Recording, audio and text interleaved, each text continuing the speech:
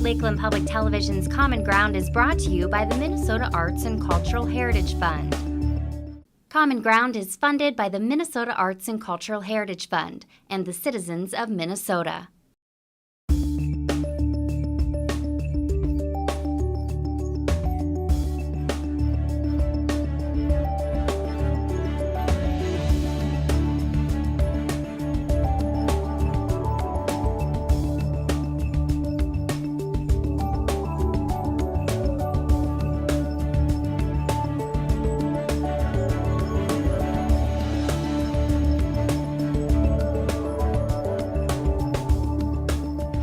Hi, and welcome to Common Ground. I'm your host, Ashley Hall. On this week's episode of Common Ground, Sheryl Gormley of Backus shows us the many facets of fiber art, including raising her own Angora rabbits.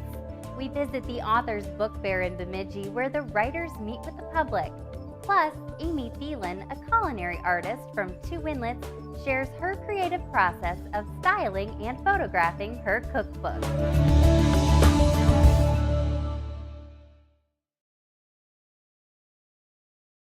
I'm Amy Theilen, and I'm working on my first cookbook. It's a book about Midwestern food, and it's going to be published in spring of 2013 by Clarkson Potter. The working title for my book is The New Midwestern Table, and this whole summer is very busy with the book. I was a chef for about 8 years and worked professionally in kitchens in New York City. I worked in fine dining. I really thought that that was going to be my life.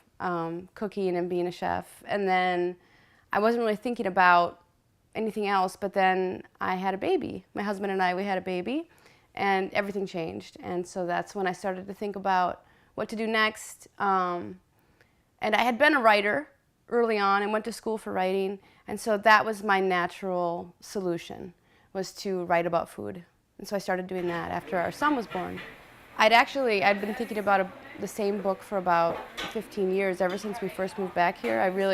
I would spend nights, evenings, poring over old books and going through like my grandmother's recipes and doing a lot of canning, doing a lot of just exploring, just cooking freely and thinking about what I liked. And a lot of the things I liked were some of the older Midwestern things. I've always been really interested in honest food, honest recipes, nothing like super fancy.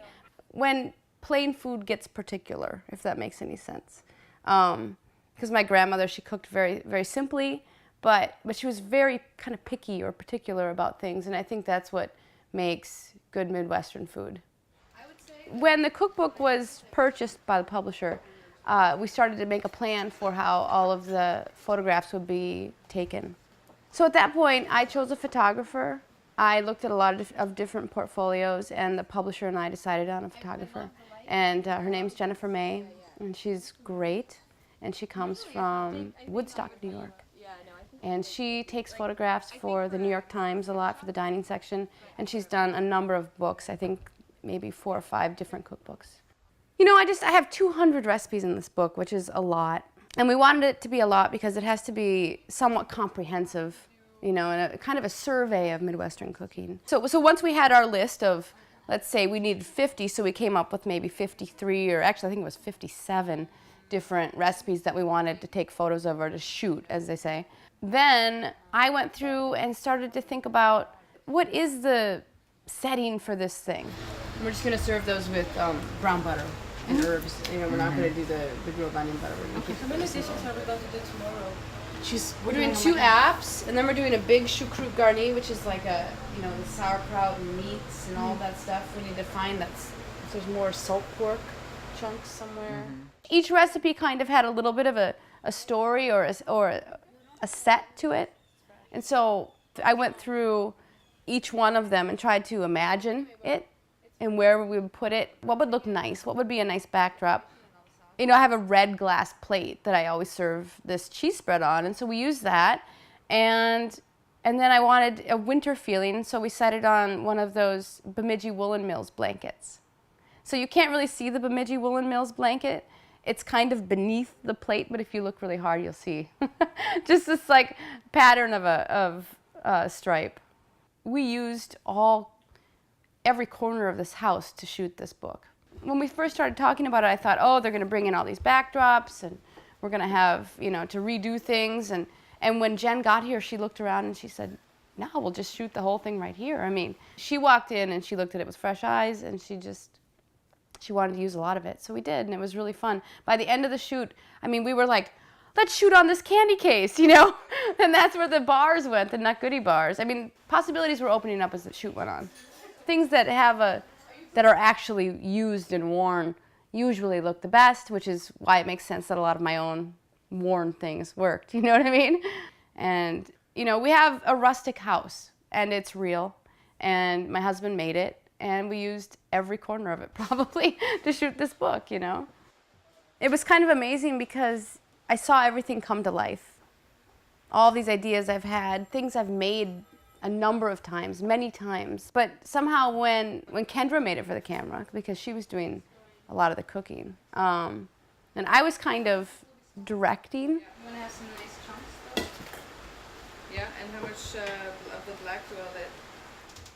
I want to make sure that the setting is correct and it makes sense with my vision or idea behind that recipe. So that's why I'm not in the kitchen cooking every single thing, because I just wouldn't have time to, because, you know, each one, when you style it, it takes time, you know? It takes about an hour, at least an hour per shot. Yeah, I mean, the team was incredible. We had amazing assistants. I had interns from Macalester College come up, and they were amazing. They did so many dishes. They did more dishes than should be done.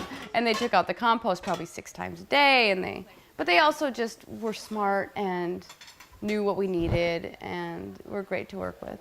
Louisa, my friend Louisa, who I've known for a long time, and I didn't know that she worked on photo shoots before. She's like, oh yes, I worked at French L in the kitchen. And I was like, really? So you're hired, come on up here.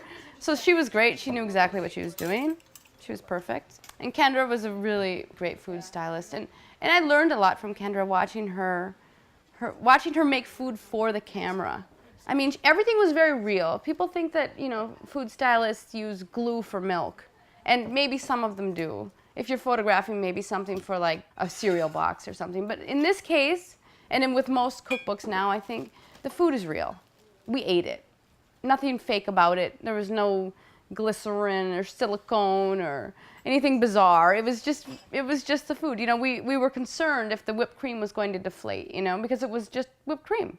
So Kendra knew how to deal with all of that, and she would kind of position the food so that it just had the right angle to make it look really luscious, and she knew how to do that, and that was really cool to watch. It's important that we use the produce at its peak, so that's why we had the photo shoot at the end of July, which is when the garden is really pumping out the best stuff. So it was important to me that we could go down to the garden, pick the green beans, cook them, and put them right on the plate. So it looks fresh as if you picked it from your garden, because it really was picked from my garden. So, and you can't mimic that, you know? You can go to the store and pick through beans and try to find a great one, but nothing ever looks as good as the real thing, and this was all the real stuff. It was so much fun. So it was a long day. Each day was, you know, 12 hours, and we went for 8 days, and we shot 8 recipes per day, I think, 7 to 8. We tried to get 8, and we'd usually get 7. So yeah, it was a grueling process, but it was so much fun that, you know, it was no big deal. I loved it. It was great. I just hope that people have a lot of good memories when they read it. Basically, what the book is kind of linking linking the great farmhouse food of the 1920s, 30s, 40s, when everything was made homemade, when people had always had gardens, when the meat was coming right off the farm or your neighbor's farm or something like that. Linking that with what's popular today, which is the same stuff, you know, fresh vegetables, fresh meat, great dairy, things that aren't fancy or gourmet, but that are so honest they taste great. Hi, I'm Roy C. Booth. I am a author, poet, playwright, comedian, game designer, and a whole bunch of other stuff. Well, this kind of event is fantastic because it highlights not only local and regional authors, it also lets the community come in and find out more exactly what it is that we do as artists.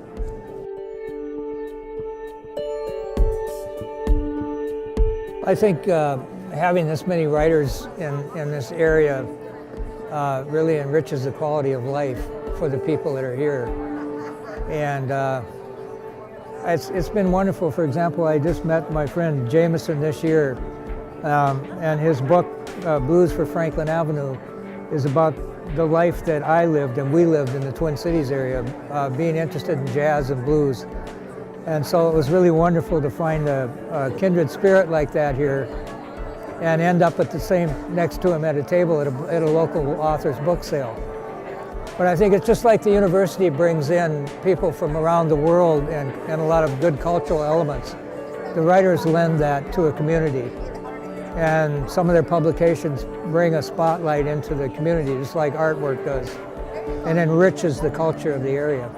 What happens in the community is the artist provides the service of enlightening the community, raising consciousness about social injustices, providing insight into other cultures and other worlds, and in that way provides a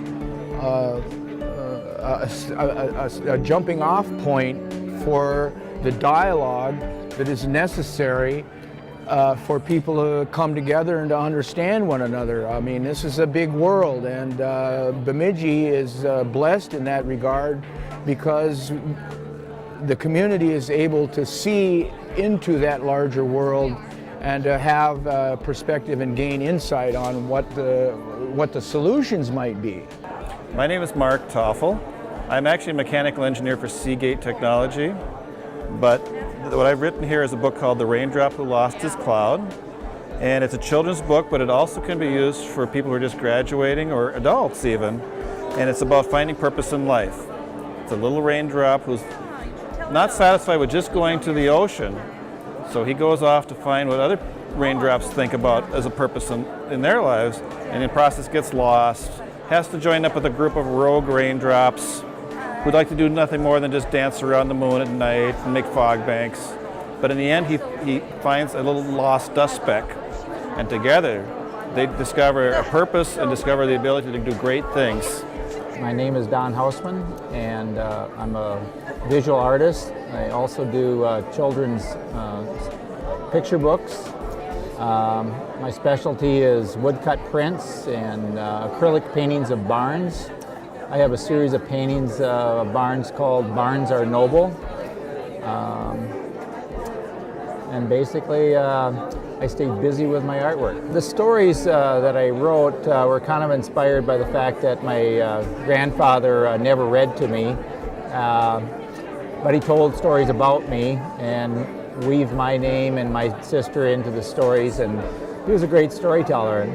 And I guess I just kind of felt that I needed to pass something on to my grandkids and put it in a more permanent way rather than an oral setting. I wrote it down. In any situation like this, just the exposure, the opportunity to have people look at your work, comment, and get feedback. Yeah, you know, you can't estimate the potential of people seeing your work and telling you one good thing or one bad thing or whatever. I guess it's just an opportunity that you can't pass up. I'm Sean Hill. I'm a local Bemidji poet. I've lived in Bemidji for about 8 years, and I write mostly about history.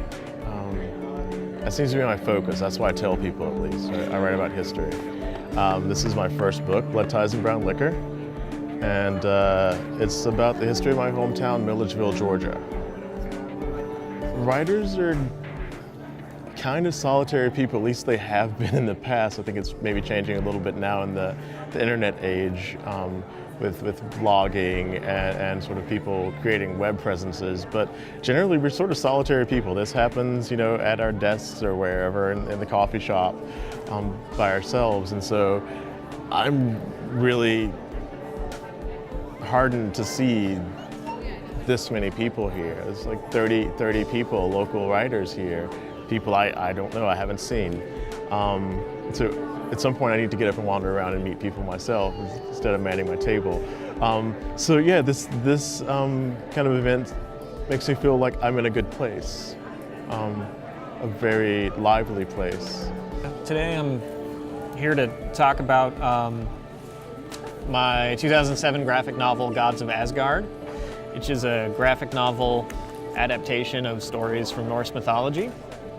This won a grant from the Zurich Foundation in 2007 and was published then and has been sort of hitting the stores ever since. Years ago, I had an experience where I lost my diamond bracelets. And through that, I really felt like I need to write a book. And so the title was always Diamonds in the Garbage. I knew the title, but I wasn't quite sure of the content. So the content, when I decided to write, changed from being interviews about wonderful women in my life to actually my own personal journey. And it is a book that meets many genres. It's probably Christian inspirational, self-help, women, and definitely has a Minnesota flavor. And it's a lot of stories that I have written since being a teenager to being a grandmother, and that I think everybody can empathize with. And it was just really a journey of the heart. It was something I've always wanted to do, and I finally just had the courage to do it. So this is the end result, Diamonds in the Garbage. This is my first book festival book signing. I've never done this before. So it's really fun to come and look around and say, okay, now what? When I do this again, what do I need to do different? And it's also just exciting to be a published author. I mean, it's a huge thing, and I applaud anybody who has had the courage to write, no matter what their material is. It takes a great deal of inside courage to put something out on paper. I've published 6 novels, and I have a 7th coming out. First 4 were for young adults, and then my murder mystery book and my Civil War novel. I spent 6 years in the military and in some pretty nasty places, and so this was kind of a translation of my own military experience in a setting that was more familiar to the average American reader. It's as close to historical as I could possibly make it. I spent a year just researching the book before I even started writing it. And it's about Missouri and Kansas, the guerrilla war during the Civil War. So I spent about 3-4 months in Missouri and Kansas studying at the historical societies and the colleges, universities, studying the actual events. It's nice to see that there's this many people in the area who love books. It's just been wonderful in that regard. And all the events have been good, and they've been well attended, and people are excited about it. And so that is very positive, and makes me very happy to be a part of it. Every kind of book you can imagine is here, and passion for every kind of book is here. And it's infectious. I raise Angora rabbits, and I spin their wool into yarn, and then usually I knit with it, or you could weave with it also. But I make small items. This Barbie is wearing a little Angora shawl for my bunnies. This puppet's made out of the hair from my bunnies. That one is my own design. One of the things that I'm always asked when I'm demonstrating spinning is, do you kill your rabbits? We do not kill our rabbits to harvest their wool. We love our bunnies, and we harvest their wool humanely. We pluck it when they're naturally molting. It's like when your dog is shedding and it's just falling off, and believe me, they are glad to get rid of it. This one right over here in this center cage, he's a nice big buck. They can see how big they look. That's Pigeon. We have Pigeon and Smidgen. This one's about 4 or 5 days old now, not ready to open his eyes. They usually open their eyes about 7 to 10 days. you can see how they're born just pretty much naked and their fur is just starting to come in. You're just being able to see what colors they're going to wind up. And now he's getting his white hair. This one's going to be white. Once they're born, it doesn't take, by the time they're 6 weeks old, they're looking fluffy and they're starting to get their nice Angora coat. Some of my rabbits' hair grows between 5 and 8 inches long. It's really much longer than most people realize. And the rabbits themselves are much smaller than most people realize because they look like these big puff balls, but once you get the hair off, they're just a little rabbit underneath. Mine are not purebreds. I have been raising, crossing the German Angora, which is a German giant, a good-sized rabbit, so you get a nice harvest off of a bigger rabbit. And the French Angoras have a lot of guard hair, and that's what I like because that is what makes the beautiful halo effect that is associated with Angora.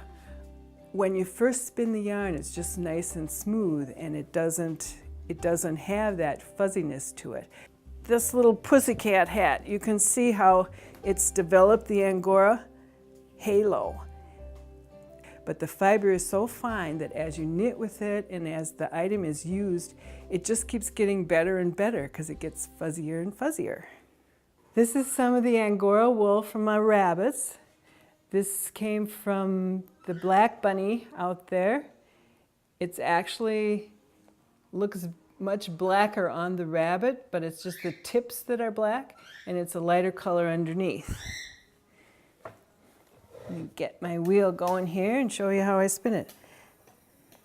What's nice about spinning Angora is it comes off the rabbit nice and clean. I don't have to scour it or wash it or clean it in any way because it's just lovely right off the rabbit. Once in a while I have to pick out a little piece of hay maybe, but that's all. It doesn't have lanolin or grease in it like sheep's wool. I'm spinning it pretty fine because it's a really fine fiber and it wants to be spun fine. I kind of go along with what it wants to do, just makes it easier. Angora is actually 7 times warmer than sheep's wool. And the reason for that, even though it's such a fine, fine fiber, it's hollow. It has air inside of it. And it feels like air. You can put a big bunch of it in your hand and you can't even feel that it's there. It's just so light. What I'm doing is I'm pinching it off here and pulling it out to the size I want. And when I let go, that twist travels up. That's all there is to it. And it has other benefits. Actually, sitting and spinning will actually lower your blood pressure. It's sort of a, I suppose, meditation in a way. It would take the place of that. I think one thing kind of leads to another. I know I learned to knit very early when I was only about 4 years old from my Auntie Lou. And later on, I wanted to be able to spin my own yarn. If you can't find a yarn commercially that's just exactly what you have in mind, you can spin it yourself. You don't need to rely on a commercial product. You can match your own vision. I can spin Angora. I love to spin Angora, but I spin a lot of other fibers as well, and I can mix and match and blend them any way I please. I can make the most wonderful socks in the world by using wool that has a lot of bounce and elasticity to it, and adding some Angora that has the softness and the warmth. and maybe a little mohair for the heels, because that's a real sturdy fiber and will wear well. We need to keep this knowledge alive, because who knows when we might really need it. Plus, this is an activity that I guess it's a counterpoint to all the technology in the world now. This is something you're doing by hand. And it gives you a real feeling of satisfaction when you're done, that you did this yourself.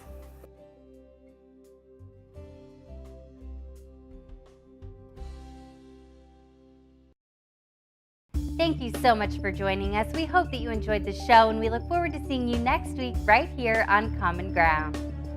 If you have a segment idea for Common Ground pertaining to North Central Minnesota, contact us at legacy@lptv.org or call us at 218-333-3022.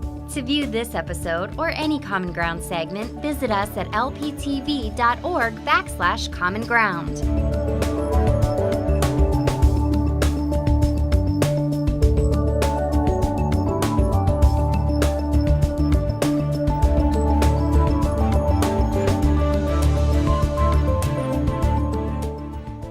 Individual segments or copies of Common Ground, please call 218-333-3020. Common Ground is funded by the Minnesota Arts and Cultural Heritage Fund with money from the vote of the people of Minnesota on November 4th, 2008.